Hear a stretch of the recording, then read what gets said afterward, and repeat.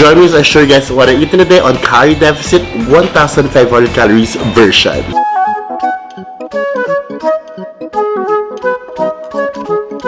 Hey guys, it's Jam and welcome back to my channel. If you're new here, welcome. I do food vlogs and at the same time, I share my fitness journey in another channel. It's here or here, saan man yan. If you want to see my fitness journey, nandiyan lang po yan. But anything about what I eat and where I go for traveling, guys, it's in this channel. And it's my first time to actually do what I eat in a day series using meal preps that I ordered online and I started last week. But I didn't really like what I had last week. Sayang hindi ko na-document, but it was in my TikTok videos down here. Nandiyan po yan. And that is the reason why my friend suggested me this brand. It's called Sub Meals and it's something that I really enjoyed. It's something that's very different. Makita nyo kasi it's more balanced and everything. Mas filling at mas tama. At ang maganda dito, guys, it's tailored fit to my lifestyle. They can really adjust to it. This is kind of pricey. It's 3,500 for 5 days, 4 meals in a day. But it's okay. It's worth it compared to my 2,000 last week. Eh, hindi naman worth it yung food na yun. So guys, wag na natin patargin pa. Let's show you what I eat in a day. Let's go.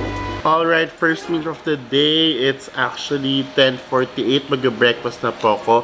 I have your spicy bangus. Ayan, spicy bangus with 1 banana and omelette with cherry tomatoes and mushrooms. All in all, guys, it's 337 calories. Andito na rin po yung macros na hinahanap natin.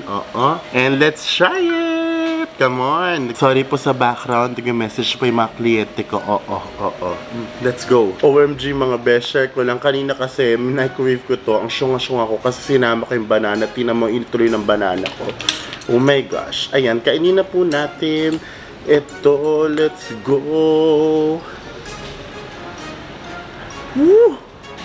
Woo! Ayan po siya. In-adjust ko po siya. Pin-adjust ko dahil ako po ay may uric kaya bawal sa akin yung mga broccoli masyado, mga ganyan. So, that kasi laman ito broccoli at saka mushroom. Kaya ayan, ginawa nila mushroom na lang kasi heller, bawal sa akin ng broccoli. This is the bangus, guys. Come on, spicy bangus. Hindi siya dry, guys, yung bangus. Malasa siya actually. At the same time, come on. Sana. Nakakain ako. Char!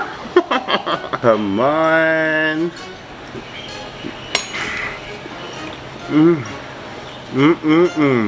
Ayun na, magsaging na po tayo. Grabe, nakakabusog yun na feeling yun for breakfast, ha. To think wala yung kanin. May saging pa na mainit dahil sa microwave. Alright, it's lunchtime. Kaso guys, late lunch is like 3:20 p.m. right now. I'm having chicken breast barbecue with a little bit of broccoli. Ayan, with apple and red rice. It's actually 501 calories. Andito po yung macros. At titikman natin siya, mga besh. See the gap? Parang kanina I ate like 10-ish. Tas 3 o'clock. So, ibig sabihin, medyo filled talaga ako. Medyo mabigat yung aking breakfast kanina. Kahit omelette lang yon at saka yung ulam. What was the ulam again? I forgot. And banana. So, kaya. So, ito. Try natin. Come on.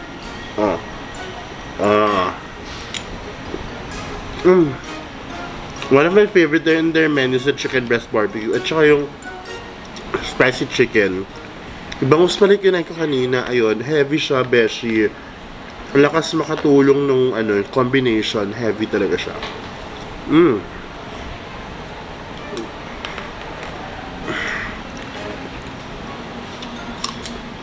Alright, third meal, which is my stack, is actually baked lemon dory na 60 grams na okra and 150 grams of sweet potato and 50 grams of grapes. Ayan po siya, oo.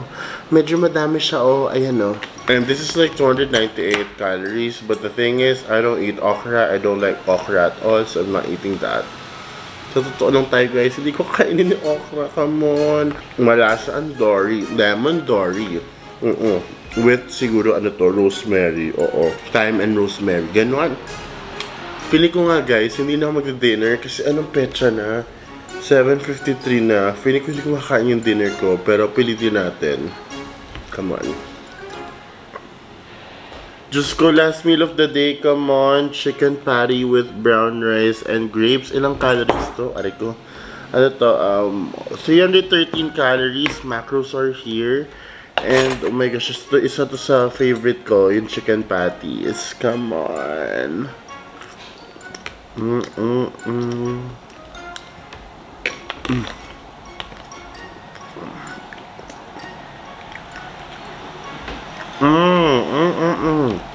So yeah, that's what I ate for the day. 4 meals, less than 1,500, mga 1.4-ish. Oh my gosh, ang dilim. Thank you so much for watching guys. I'll update you guys next week once again for another meal prep video. And yeah, I'll see you on the next video. By the way, bago ko mag-outro pa pala guys, please do hit this, subscribe button and notification bell kung na-enjoy mo itong video nito. And like, content suggestions dito sa comment section as well. Like this video, share this to your friends. And once again, maraming salamat and I'll see you guys on the next one. Bye!